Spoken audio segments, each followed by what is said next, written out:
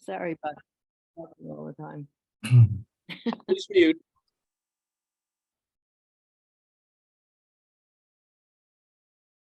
Okay. Welcome, everyone, to the Great Lakes Renewable Energy Association's Renewable Energy Seminar. It's Thursday, November 12th, 2022. Tonight, we're going to have a presentation about Lawrence Technological University Centrepolis C3 Accelerator's final report on renewable energy market impediments in Michigan. It will be presented by Loch McCabe, who is the president of Shepherd Advisors. I'm your host, Mark Clevey. I'm vice president of GLREA and the renewable energy host. Our financial sponsors for tonight's session are the Michigan Department of Environment, Great Lakes and Energy, McNaughton McKay and Ann Arbor, and Harvest Solar. So GLREA, why should you be part of GLREA? Why should you join us? We were formed in 1991. We're a 501c3 nonprofit organization supported by members. Our job is to educate and advocate for renewable energy in Michigan. So why should you become a member and be part of us and support what we're doing? Well, first of all, we work against those who want to take away your solar rights and freedoms. For example, we got rid of solar taxation, and we're calling and pushing for full restoration of net metering, although some of us aren't sure that's possible, but some of us want to push anyway. GLREA protects the value of your solar investment from investor-owned utilities who want to take away your rights and freedoms to own and put solar on your own property. And GLREA educates solar businesses, customers, stakeholders, and elected officials about best practices in the renewable energy that would make Michigan stronger and more prosperous and more safe and healthy.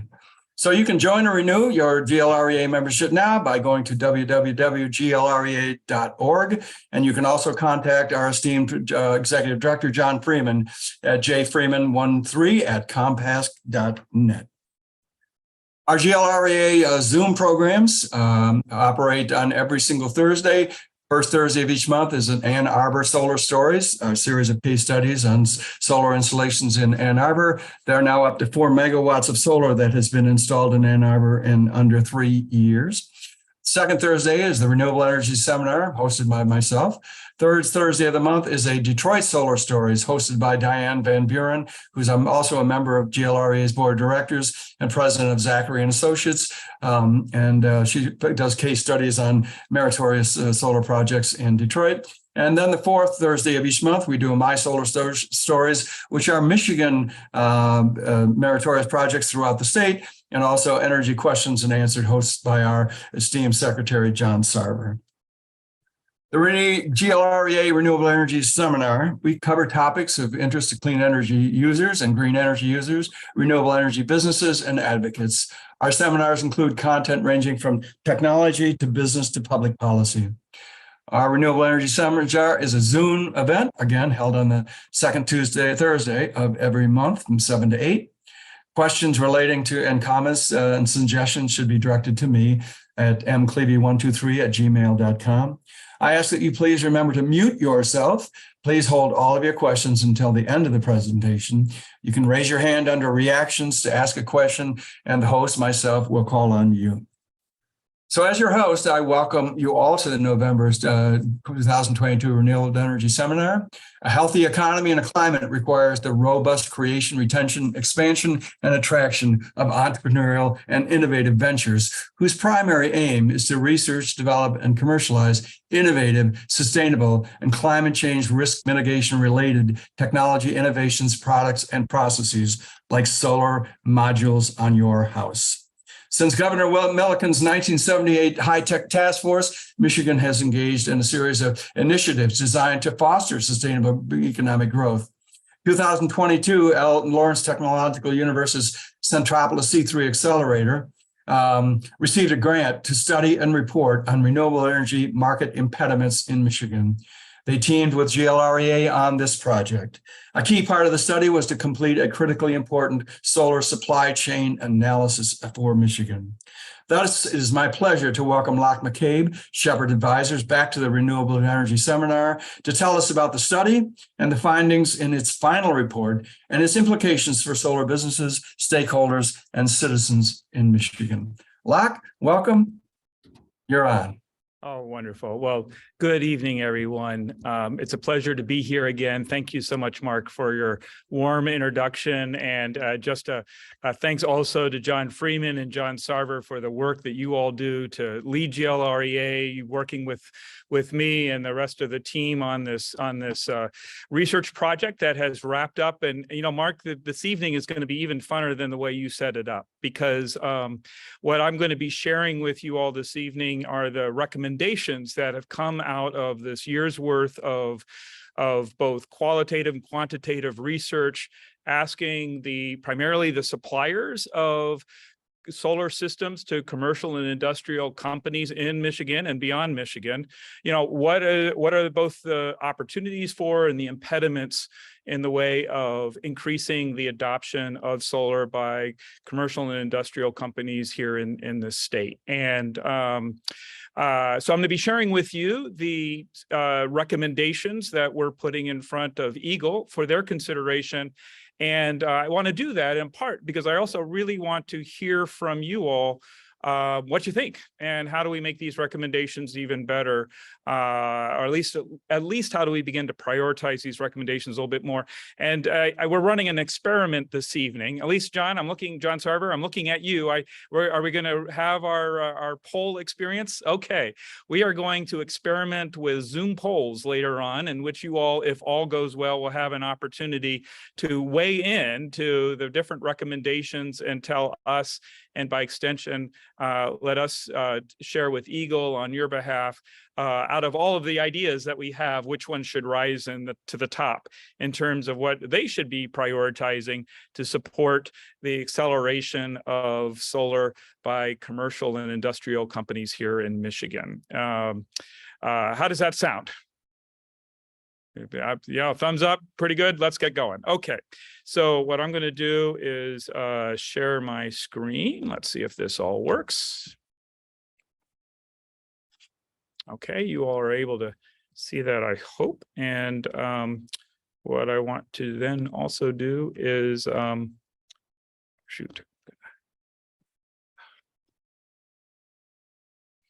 make this big. Okay, terrific. So just getting started here, the name of the research that we did, the name of the project and the report that's coming out of this is Michigan Commercial and Industrial Solar Market Asset Gaps and Recommendations. And what I'm going to be doing is sharing a summary of a lot of the qualitative findings and spending relatively more time focused on the recommendations. This is a follow-up to a presentation of a lot of the findings that I did back in April, I believe, to you all. And so hopefully some of you may recall me running through a lot of the findings we had at that point around both the opportunities for and impediments to more commercial industrial solar in Michigan. Today we'll touch on those lightly, but really again focus most of our time on the recommendations. But there's a lot of rocks we looked under and a lot of insights we uncovered. So while I will try and spend relatively more time on the recommendations, we are going to walk through the findings with some level of detail. So let me get started. We didn't do this alone, as Mark mentioned. We worked with GLREA as one of our key contributors. Also, IEI, the Institute for Energy Innovation, is an extension of the Michigan EIBC, and then also with the Searchlight group.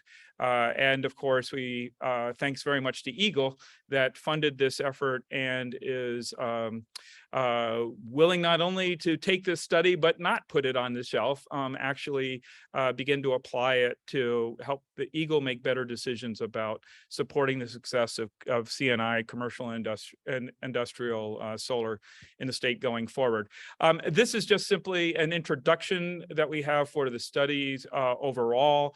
Its purpose is to illuminate the existing assets and gaps Michigan has in its renewable energy policies and its supply and value chains that may impact the further adoption of these clean energy technologies.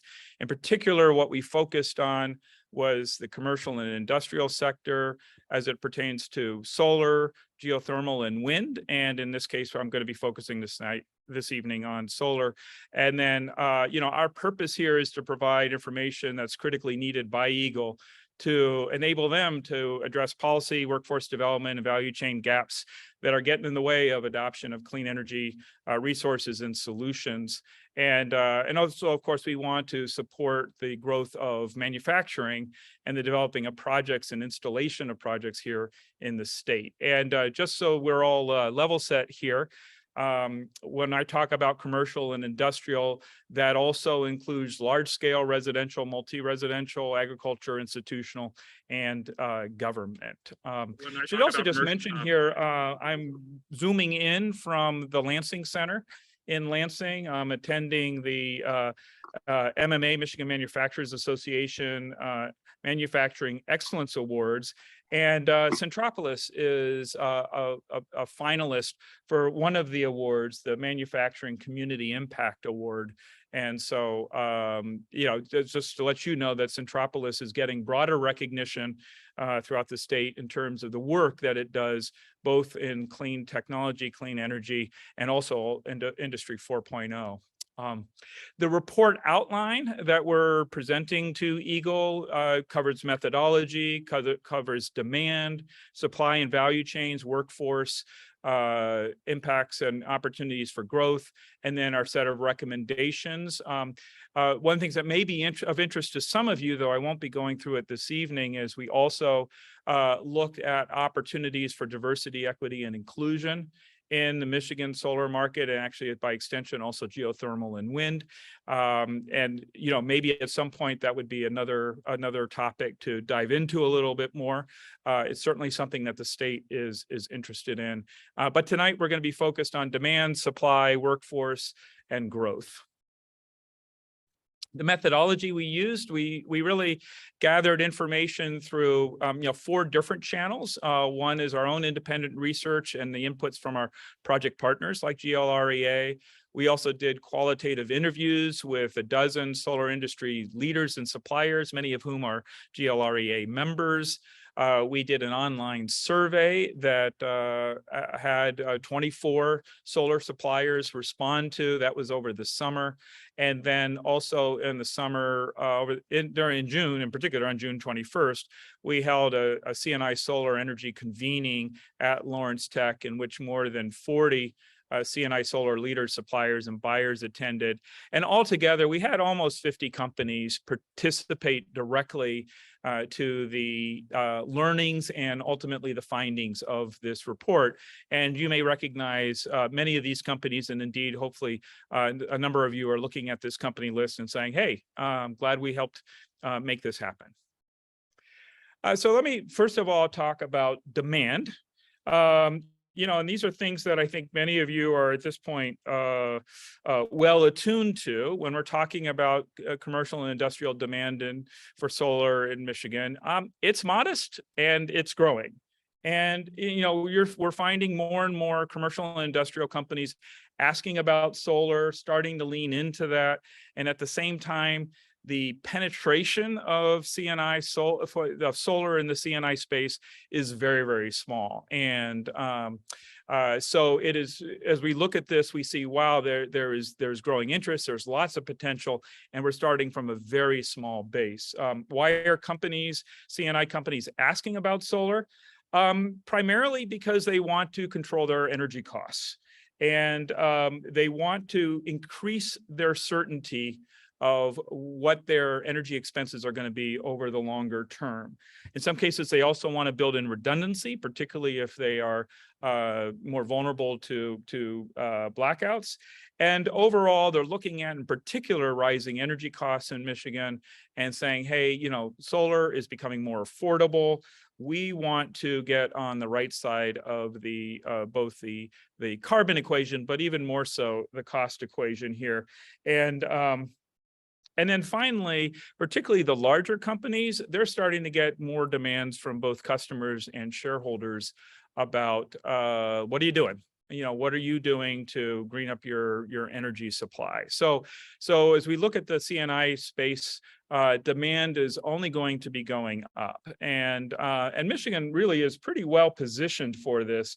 Not only do a lot of companies have significant baseload demand for electricity, and therefore are automatically good candidates for solar, but there are a lot of companies in this, and this also extends, of course, to the both commercial and industrials. We have a lot of flat roofs. And not only that, but a lot of our flat roofs are reinforced, and therefore adding solar is less and less of an issue from an architectural and engineering perspective.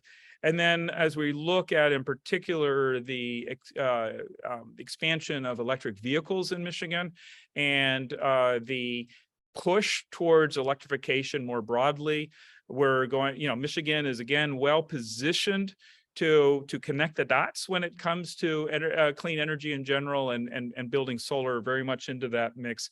And then finally, we have a really good ecosystem of suppliers who can help make CNI solar projects happen. That's not true in every state, but it is true here in Michigan. And yet, as you all well appreciate, CNI solar is not easy to do in this state.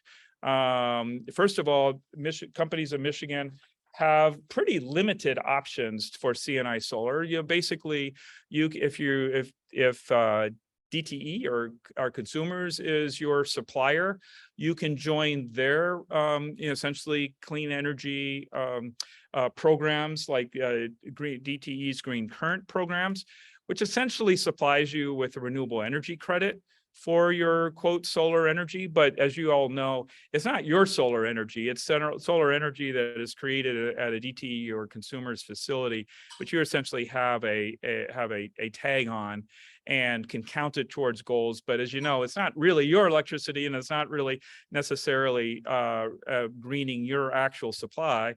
There is also the option of distributed generation behind the meter solar. But that's hard in this state. And we'll get into a couple more reasons as to why that is. And then, of course, there are simply not a lot of options for sort of independent solar farms that are serving the CNI space outside of the major utilities. It's hard to do that in this state. It's not hard to do that in every state, but in Michigan it is. And so that also limits the options for companies in Michigan. We have distributed generation caps here in this state that create a lot of uncertainty and make it hard for commercial and industrial companies to plan more relatively effectively. Plus, the cap is basically has 150 kilowatt limit to be within sort of the safe harbor of the distributed generation cap. Most CNI applications are going to be, and certainly manufacturing applications are going to be greater than that. So that then puts them out of that cap. So what that means essentially is that they cannot get more favored pricing. They have to go with locational marginal pricing, which often is closer to 2 to 4 cents per kilowatt hour rather than 7 to 8 cents or more, which is really the kind of numbers that you ideally want to make a solar system in the state work more efficiently. And then when you're outside of the cap, you also face some significant interconnection and permitting issues with the utilities that can slow things down, increase prices. And so you've got all of these sort of regulatory driven impediments, and then add on to that local permits, taxes, which are not necessarily consistent. Actually, they're not consistent. They can sometimes seem arbitrary, siting challenges, even though you say, commercial CNI solar is not the same as a utility solar project or a larger solar farm. It often can get lumped into the same sort of mindset and face challenges. And then you've got other kinds of issues in Michigan, such as the inability to aggregate metering of solar systems across different properties. You've got increasing labor rates and labor shortages. And then, the impact of climate change. What is the impact of climate change going to be on Michigan's solar space, both in terms of how it affects solar performance, but also how it affects overall supply of technologies, modules, et cetera, for solar systems. So, there's lots of opportunity for growth, some pretty significant impediments. When we looked at the survey results and we asked the question, what are your top 3 to 5 impediments? It starts with the regulatory and then financial and policy impediments. And, I'm sure you all would look at this list of, it's hard to work with utilities. It's hard to get well paid. It's hard to operate, where there's a lot of inconsistency across different geographies. It's hard when the state itself isn't promoting solar very effectively. It's hard when we can't aggregate goals and aggregate loads. That this all, would make sense to you all. We're very much on the front line here. When we're looking at the ecosystem in Michigan, the supply and value chains, we find a lot of resources here in the state. And I'm just going, in the case of time, or just to help save time, just buzz through a couple of these items here. We've got manufacturers that cut across the state, both geographically and across the solar supply chain, ranging from, of course, Hemlock Semiconductor, which, by the way, is being honored here at the MMA Excellence Award event this evening as well, to companies like Sinclair Design and Engineering, Dow Carport Structures out of Oxford, just a whole array of different kinds of companies that are in this space. And on the manufacturing side. And then we've got also a very robust set of installers of CNI solar, which is really awesome. It's really great to have so many companies have the capability, and a number of these companies actually really focus on and specialize in CNI solar. Companies such as Chart House and Harvest Energy Solutions.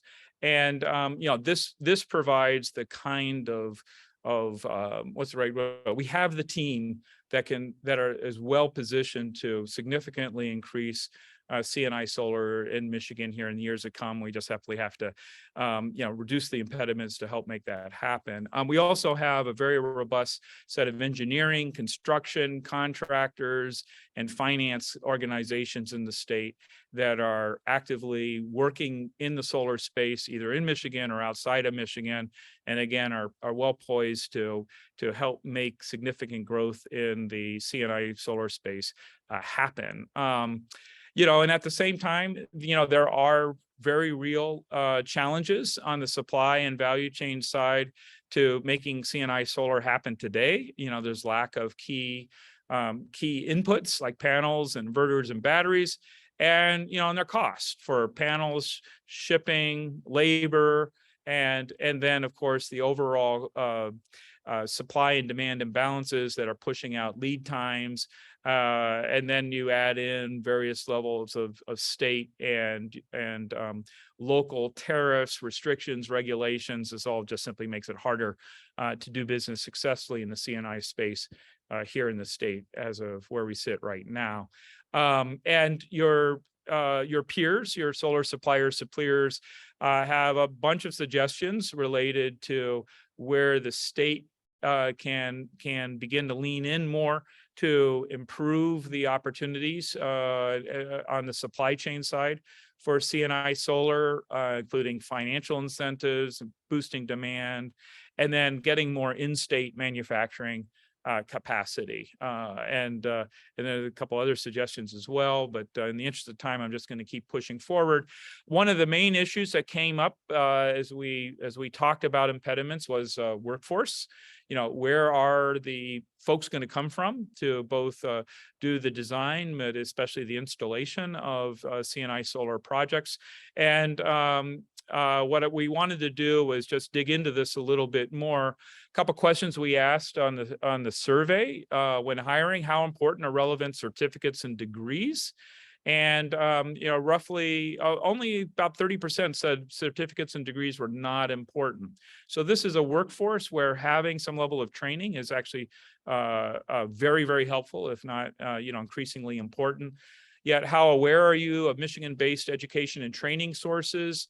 So over 75% of respondents said they weren't aware of what's available here in the state. And then, for those of you that are actually hiring in this in the state, do Michigan workforce energy and training gaps and weaknesses hinder your ability to supply or provide more C&I solar solutions? Almost half of you said no, but over half of you said yeah. And then we also have a list in the report, and I'm not going to walk through this in detail, of different community colleges, universities, and other resources that are, in fact, do have programs that at least touch on, and some of these really dive into solar as a vocation. And this is something where, if you're interested, you could let me know. It's simply a list of contact information for these different colleges and universities. I also just simply want to point out that IBEW in Michigan also has a fairly robust, and they're expanding an apprenticeship and journey level continuing ed program for electricians. And this is, I think, both an undertapped and will be an increasingly important resource for workforce development and really acceleration of workforce development and leveraging of the existing, electrical contractor base here in the state. Just as we asked suppliers, what is hindering when it comes to workforce and educational gaps, what's hindering solar C&I solar success? And, it's largely a lack of knowledge. Also a lack of training, in some cases, a lack of a talented pool, and then just some other gaps that are out there. And the reason we ask this question is not only so we can begin to get a sense of where the issues are, but where the opportunities are, because these are things that the state of Michigan can lean into to help address. And then when we asked even more through our survey, what suggestions you have to improve workforce infrastructure, it's really providing more effective training to electricians and technicians, simplifying and improving the policies and regulations to just make it easier for folks to do their job, becoming more both consistent and upgrading the overall set of standards and certifications that installers and technicians and electricians working with solar, particularly in the C&I space, are held to, and then providing resources for job training funds. And and then let me just I'm going to stop talking here in a moment because before we switch over to growth. But I just simply want to say, what we also learned from the survey, and then even more so from the convening, that if the C&I solar market in the state doubles, over almost a quarter of the companies that participate in the survey said that they would be adding at least 50 new jobs. But if we ask, well, what happens if the C&I market in the state is 10 times greater than the current level? Then almost 30% of companies that participated in the convening said they'd be adding over 100 new jobs. And when you just start to add all these things up, it's not hard to begin to envision that by increasing the demand for C&I solar by a 10x amount in the state, will add literally thousands of new jobs here in Michigan. Let me simply stop there for a moment. I see some items coming in on the chat, which I'm going to just take a quick look at. Is this report available on the web? What's happening is we've made it just available to Eagle, and they, I believe, are going to make it available on the web. But we're going to learn more about that in December. But I believe Eagle is going to make this report available on the web. let's see, I'm just doing a quick time check at 7:30. Actually, let me get through this next piece here, talking about growth, because then we're going to get into the recommendations and do some polling. If you have questions, go ahead and send it in the chat, because I think I can take a look at them and address these as we go through. Question about Public Service Commission. Just a good question.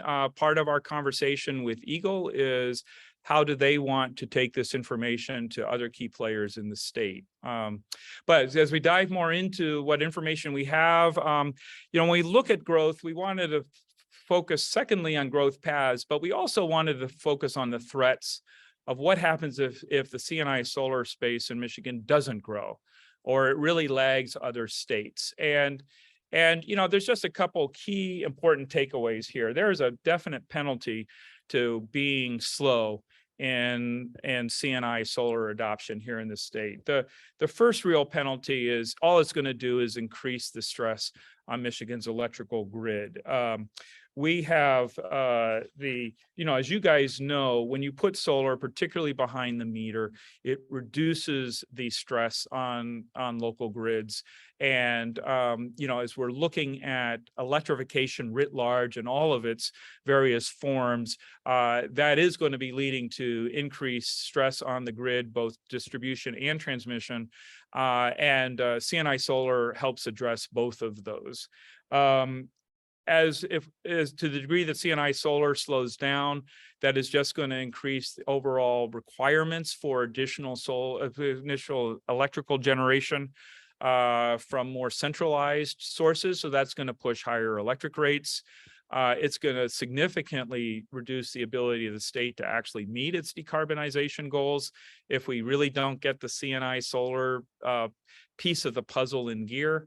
And then, of course, the substantial ecosystem that we currently have in this state will only stay in the state if Michigan is competitive compared to other states in terms of adopting solar in a more rigorous way. So if we look at other states that are being more aggressive in solar, we will lose our ecosystem to those other states if we don't kick our own C&I solar into gear. That's my humble assessment here. But I'm not the only one saying this. I mean, you all are saying this through this process. Fortunately, there are a number of things that can be done to increase the growth path potential and opportunities for C&I solar. One of them really just simply begins with let's build distributed generation into the planning process, into the rollout processes at the utility level, at the distribution level, and of course at the level of C&I facilities and companies. I mean, let's build C&I solar and particular distributed generated C&I solar into the planning processes.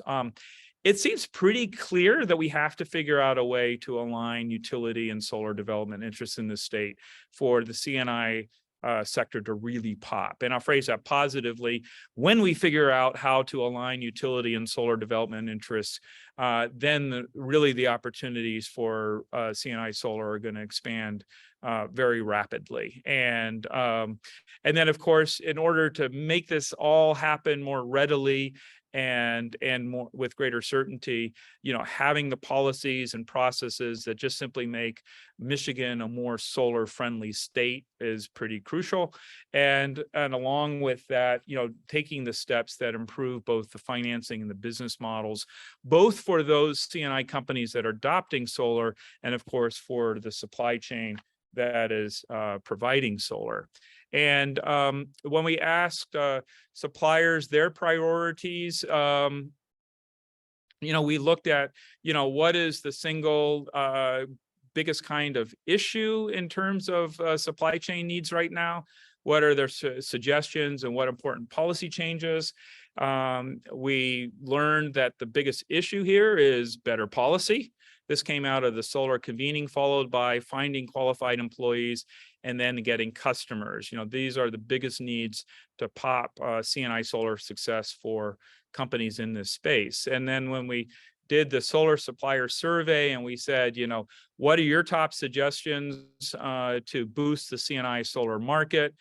Getting rid of the distributed generation caps, allowing retail pricing, providing grants, rebates, and credits, other incentives, developing a true value cost for distributed, or value, a true value for distributed solar and recognizing that, simplifying how communities permit and tax, and then enabling third-party community solar projects for the C&I sector. Those were all at the top of the list, but you can see there's quite a few other suggestions, but those were the ones that when we did the survey rose to the top in terms of ideas to boost the C&I solar market.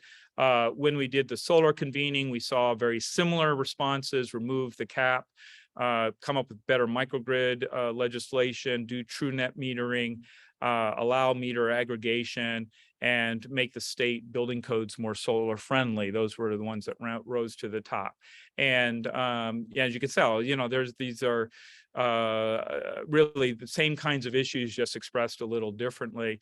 And looking at priorities really starts with regulatory relief, followed by financial assistance, and then boosting the supply chain, boosting the workforce, helping the utilities become more distributed generation friendly, and then publicizing C&I solar. These were all suggestions from suppliers to improve the C&I solar environment and make it a better win-win for C&I solar in this state. So that then takes us to our recommendations to EGLE.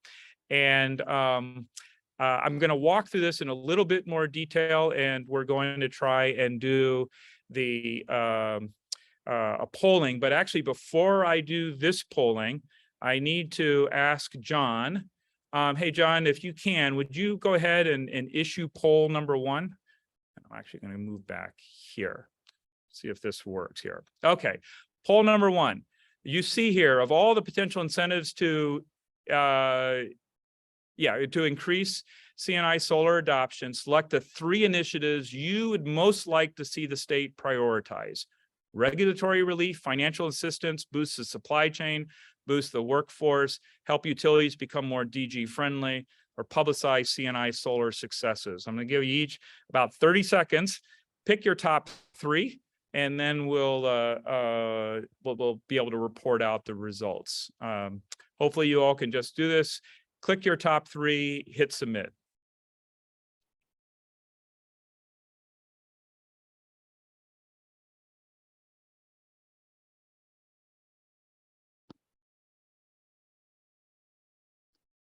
Let's see. Single choice. I'm sorry. I thought, I'm misspeaking. I'm now looking at this. This is single choice. I said top 3, but you actually have to pick your top 1. What is your top choice here for what the state should prioritize?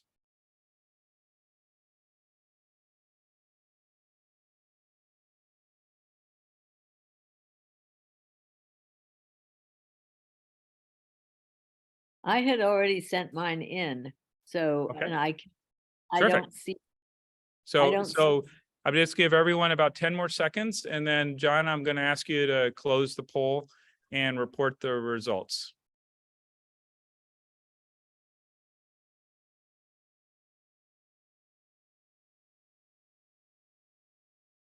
John, can you go ahead and close the poll and report the results? There was some problem with me, I think, reporting the results. Yeah, something to do with the way I logged in. So does that mean we have no results? None that I can see. Oh, zoot. All right. Well, let me, okay, we'll have to go to plan B here. What I'm going to do here is, let's see, how can we do this here? Regulatory relief. We're going to try something that may not work at all, but let's give it a shot. I'm going to ask everyone to unmute.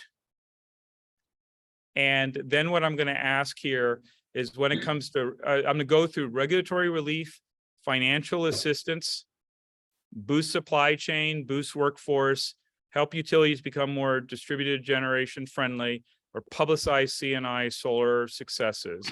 And when I say your version, those of you in favor say yay, but you can only choose one. All right, we'll see how this works. I haven't done this before. Not a good idea to do for live audience, but let's try it. So and then John, I'm going to let you be listening with your keen ear to try and determine which one of these gets the most yays. Okay. All right, so let's try. Let's see if this works. Regulatory relief. Who is in the yay column? Yay. Yay. Yay. Okay. Financial assistance. Who's in the yay column for financial assistance? Yay. Okay, perfect. How about boosting the supply chain? Yay. Marvelous. And boosting the workforce? Yay. Marvelous. And helping the utilities become more distributed generation friendly? Yay. Yay. Yay. And publicizing CNI solar. All right, well, it looks like from the sounds of it, John, would you agree it's helping utilities become more distributed generation friendly and regulatory relief? Yeah, I think regulatory relief was number one, and like you say, utilities more DG friendly was number two. Okay, good. Yes. Well, I'm gonna carry that into our meeting with Eagle, which we're actually having in second week of December, to report that out. Thank you, everyone. So John, let me ask here. I have another poll idea here, but are you telling me that we can do the poll, but we won't get the results? That's so far, that's what's happened. Okay, well, we will okay, well, let's just roll with this. So what I'm going to do here then is we have a set of recommendations to Eagle to increase CNI solar adoption. I'm going to walk through each of these, and then we're going to just tackle these, and we're going to go through the same kind of process by voice yay. So the first set of recommendations really focus on encouraging Eagle to share, convene, and advocate. And there's a couple specific ways that we want to encourage them to advocate, convene, or share. One is really sharing with Public Service Commission, legislatures, others, the public, companies, what are the policies, regulatory, and market and broader utility distributed generation best practices that are going on in leading solar states. Like what is out there, what works, what has been proven, help everyone get on the same page in terms of what is success, what are the recipes, the ingredients for success, and the recipe for success for CNI solar based upon the experience in other locations. So that's one area of sharing, convening, and advocating. Another is really helping to build up the CNI solar workforce development programs and best practices in the state. The universities and community colleges have a lot of programs, but quite frankly, they tend to be more general than specific and more and less technical. Well, how can the encouragement is to help the workforce development programs in the state be more effective, really adopt best practices and help particularly the community college infrastructure in the state really be way more effective in turning out solar workforce results. The third is convening a regular series of what we broadly call decarbonizing events, but basically, these are events that pull together CNI buyers and solar suppliers to educate, connect, facilitate solar, geothermal, wind adoption. That we would be encouraging them to work with GLREA and Michigan EIBC and Michigan Manufacturers Association, USGBC, and others, and really focus on educating CNI building owners and managers about not only what the options are for renewable energy solutions, but also who the solution providers can actually be. So that's a third share, convene, and advocate recommendation. A fourth recommendation is really to more actively turn to the industry and ask for feedback from C&I solar suppliers about, what Eagle is doing, and ask for guidance about what Eagle should be doing going forward, especially related to programs, priorities, funding, and the details here. And this study is unusual in the degree of supplier inputs, and the idea is here, well, let's keep doing this, and Eagle, talk to suppliers more frequently and leverage their experience and their ideas. The fifth share, convene, and advocate suggestion is to really highlight solar success stories in Michigan, take it out of the closet, if you will, or basically take off the bushel basket. There are some really great success stories that no one knows about. Hey, let's turn that around. And then finally advocate, with Michigan utilities, the Public Service Commission, the legislature, to increase their appreciation of the significant potential for Michigan C&I solar to create hundreds, thousands of new jobs and meet Michigan's decarbonization goals. So out of these 6 different suggestions for sharing, convening, and advocating, you have 2 that you can say yay to. So pick your 2, and we'll start at the top. So let me hear the yays for sharing best practices of what's happening in other states and getting that information into this state. Yay. Yay. Yay. Okay. Let me hear the yays for sharing leading C&I solar workforce development programs and best practices, at Michigan schools, so they can turn out better workforce.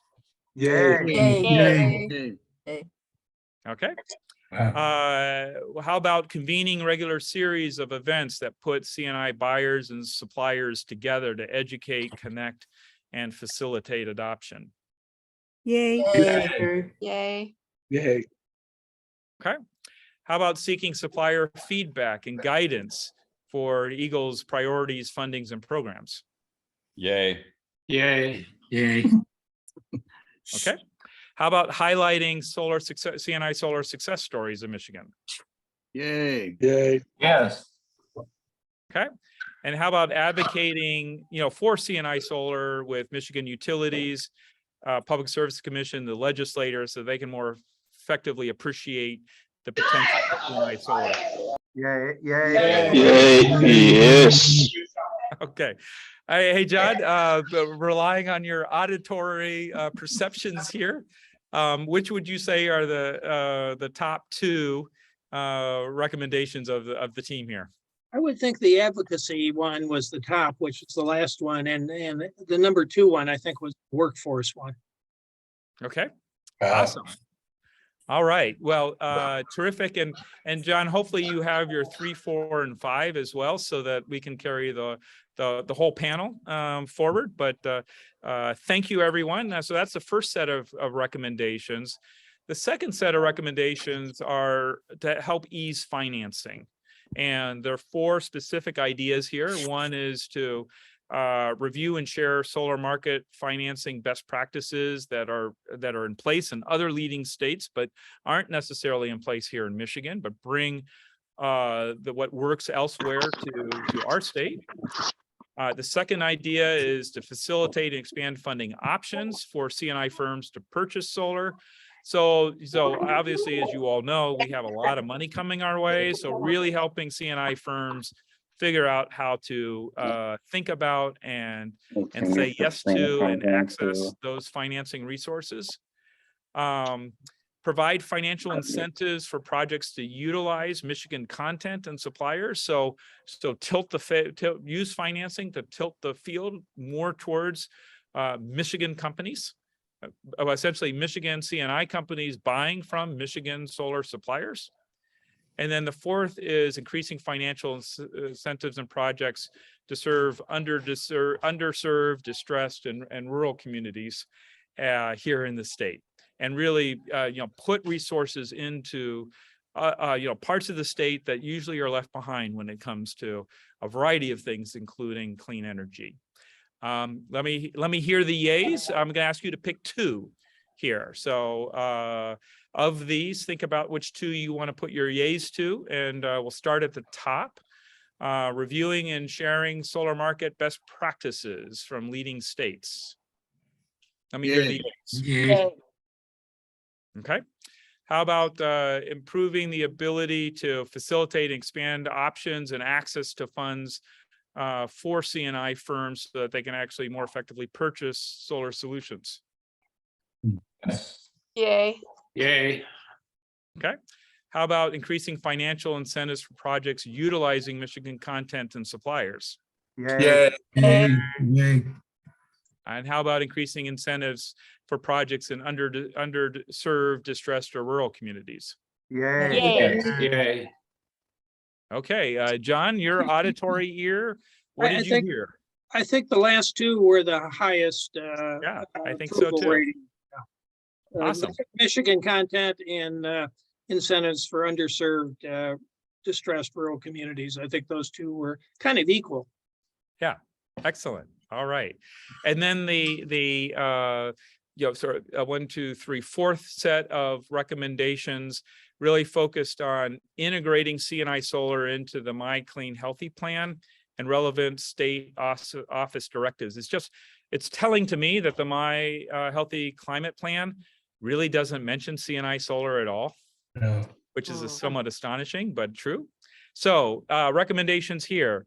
Go ahead and model and roadmap C&I solar market installations into the planning to meet aggressive, Michigan's aggressive carbon reduction goals. Build the C&I solar slice into the models and the planning.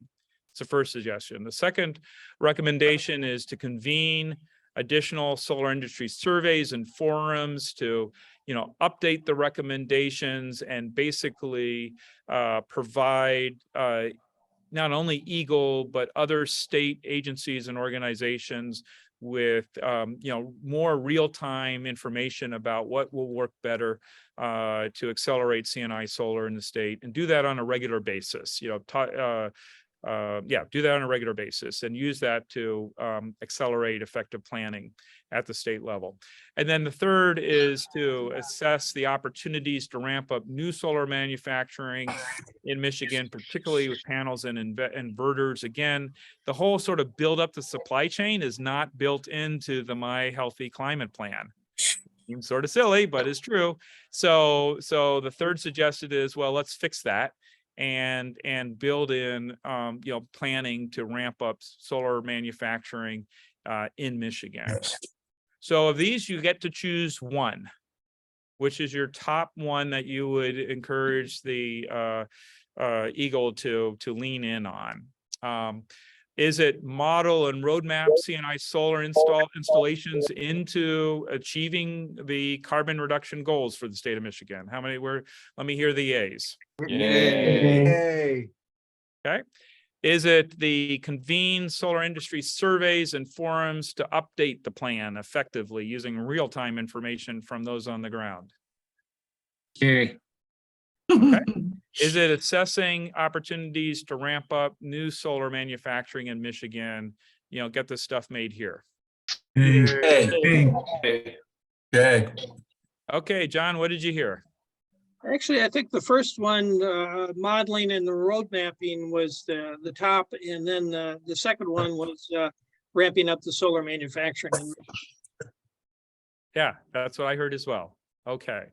And then this last idea of supporting solar innovation, you don't have to say any yays on. It's basically, put money into the research, development, deployment of next generation solar energy storage, building integrated PV, et cetera. So that's what we're planning to take to the state.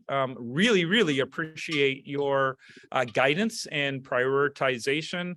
And John, thank you so much for being our auditory receptor and analyzer here. I want to look at the chat just to see if there's things I can address here.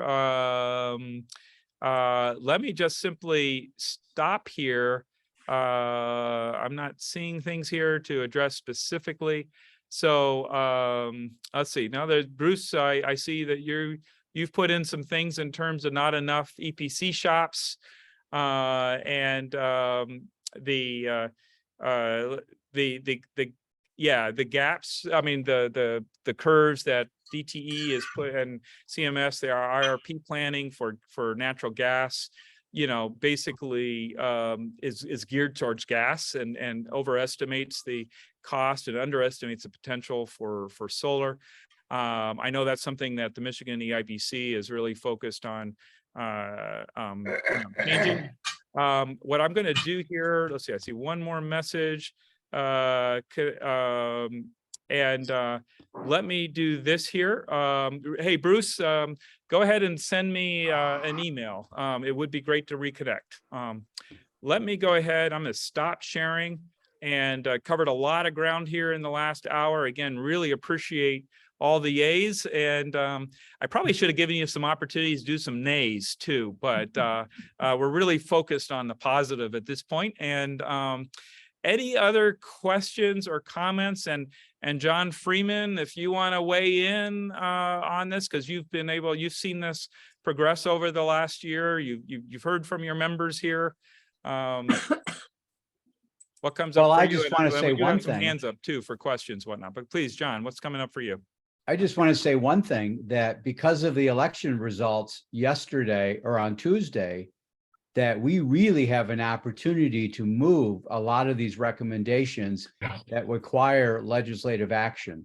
At the time this study was done, there was a lot of hope about the need to make changes in policy and regulation. But now that we have, frankly, complete control of the Democrats, and with the governor trying to make her Michigan Healthy Climate Plan a reality, it's going to require, like Locke indicated, moving legislation to support a lot of these changes that will help make that plan real. So it's going to be a very exciting 2 years, and I'm going to be sharing more information with GLREA members on how they can be helpful. So stay tuned. Terrific.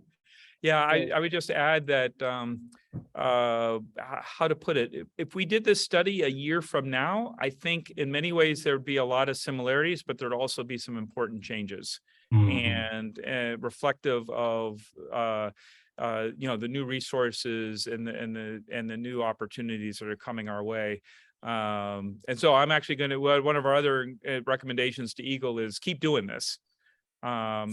Keep getting information from the market. Dave Curtis, I see you have a hand up. Yeah, my question is a concern that as solar increases and utilities start not making quite so much profit, what's to stop them from just raising their rates even higher than the 7 or 8% they usually go for? Yeah, it's an important question, Dave. This whole question, the challenge, the issue, the opportunity to figure out a business model for the utilities in which distributed generation is a plus. I think it is a significant challenge, and at the same time, when we figure that out, that is a game changer for the state. And there's a lot of skepticism as to whether or not that's even possible. But how to put it? It's happening in other parts of the country, and therefore it also can happen here. But I would argue we just simply don't know enough. We don't know enough, and we haven't really had the what's the right word? The momentum to have this conversation. But I think that momentum is now going to very rapidly build, and I personally believe GLREA is in the forefront in terms of really being able to help craft the conversation to what makes sense not only for solar suppliers in the state across the board, but also for the utilities, whether they be investor-owned, municipal, co-ops, rural co-ops, or other kinds of utilities here in the state, all of which are wrestling with these these very, very real issues. Yes, Marie. What, I'm sorry, I came in late, but are there one or two states that are good models for this balance of distributed energy and electricity and utility? Yeah, Marie, that's an excellent question, and I wish I could give you an excellent answer. I mean, I think that's part of the work ahead. I mean, in this state, there seems to be a dearth of information about what really works in other states. And now the other thing I will say is that when we look at, when we do look at other states, there is also, it's more than just utility policy. It's more than just financing. It's more than just regulation. It's also, where is the legislature, where is the political will in the state? And, to John's point, perhaps there's really an opportunity now to have a different political will. And that'll be awesome, because if the political will is on our side, then a lot of other things can start to fall into place more easily. But we still have to figure it out, even if the political will isn't as strong. And I don't know personally what other examples to draw upon right now, but I know they're out there. Thank you. I think I've heard that Massachusetts is trying to do something like that, and New York State passed a law that said they were going to, go totally Yeah. renewable. So I mean, they must be thinking about something that goes in that direction. I know Illinois has changed their rules in ways that are very favorable to solar. It'll be awesome as we really become educated about this, so that we can help the decision makers in the state be not only informed, but increase the odds they actually make the better decisions. So why was this totally left out of the Michigan? Why? I mean, who wrote that? Well, a lot of very, very good people wrote it, and I don't know why it was left out. I think it was, my guess is it was left out because CNI solar has been basically invisible in the state. Geothermal was left out. I mean, it's like, don't you know? But part of the issue is, you're right. They don't know. Tom, your hand is up. Hey, Tom. Oh, Tom, you're on mute. Unmute. And if I can unmute here. Go ahead. You're unmuted. Right. Go, Tom. Can you hear me yet? Yes. Yes. You just Apparently muted. Tom, you muted. Tom, you muted. I want to say, I know some of you take a look at the chat. Janice and Jens are also pointing out places that are, ones to take a look at. And I think that's great. Well, Tom, hey, Tom. You're unmuted now. Okay, thank you. Sorry, I couldn't get unmuted here. Locke, you've been talking to a lot of companies and do you see a change in the attitude on their part from the activity with legislation over the last couple of years from the Fed side? And does it seem like there is a definite shift on that side going on? We see it with the residential, a lot more activity, but I was just curious as to what you're hearing and sort of feeling from that side. Yeah, it's an important question, actually. So I'm at an MMA, Michigan Manufacturers Association event this evening. And by the way, I'm gonna have to cut this off pretty soon because I got to get back to the party. Just with one company that was at the table this evening, we were talking about solar and geothermal, and there was awareness, which there usually isn't. There was awareness, and there was openness, and then there was also I'll call it pushback, but probably a better word is skepticism that you can't go too solar too quickly, that natural gas is going to be around for a long time, that we need, a balanced approach. And, how to put it, all that's true too. And at the same time, there's really an opportunity, I think, to help phrase, to shape the conversation in a way in which the question is less, is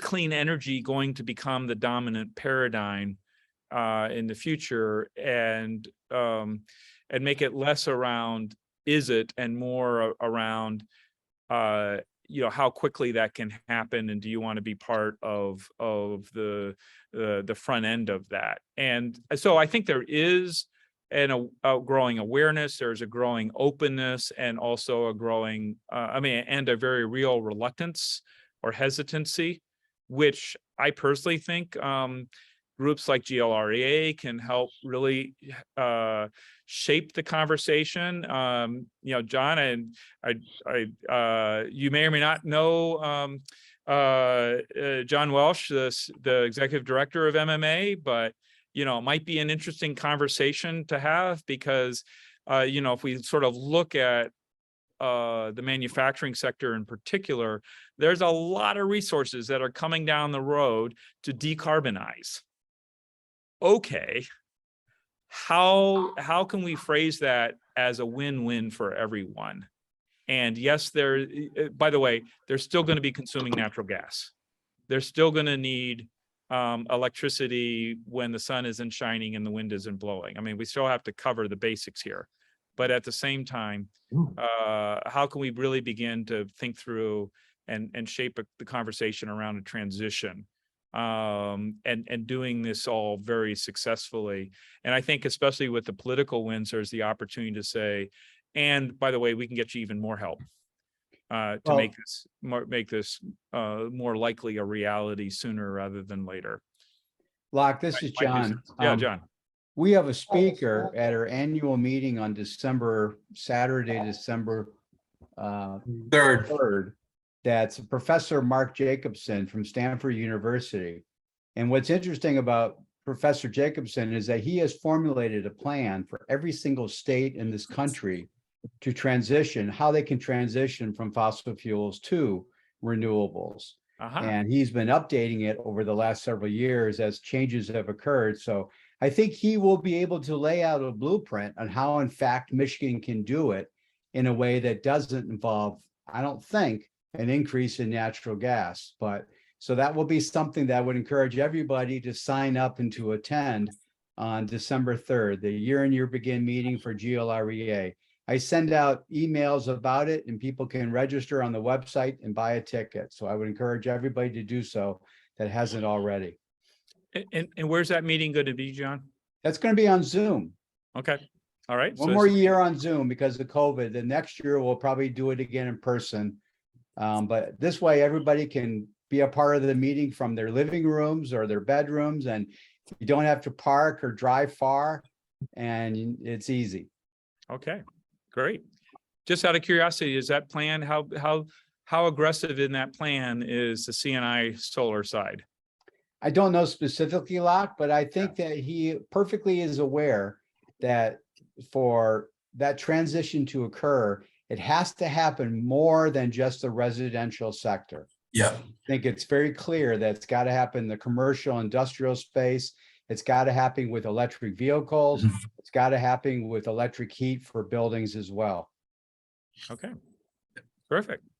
John, this is Mark. In fact, I've read this plan, and he has a large role for the C&I space because of they buy in bulk. And they move the market in big ways. And, I think as we see General Motors now talking about get into solar, things are changing right before our eyes. It'd be interesting to see all the companies that go to the General Motors and trying to be suppliers to General Motors, how they're going to, figure out how to become suppliers for CNI to General Motors. While you're there, you might look up Mark Rausch, who is head of the solar program, Dow Solar Program.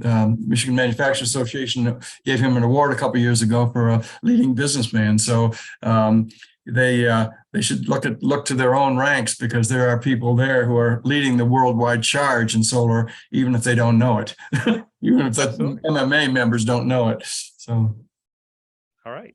Thank you very much, Rock. It was great.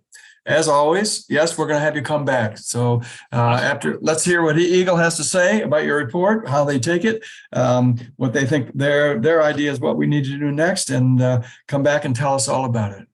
Well, maybe we can even encourage someone from Eagle to join and tell you that would be nice. Yeah. Yes. So I'd like to angle it that direction if we can. So one step at a time. This is a good step, and looking forward to the next one.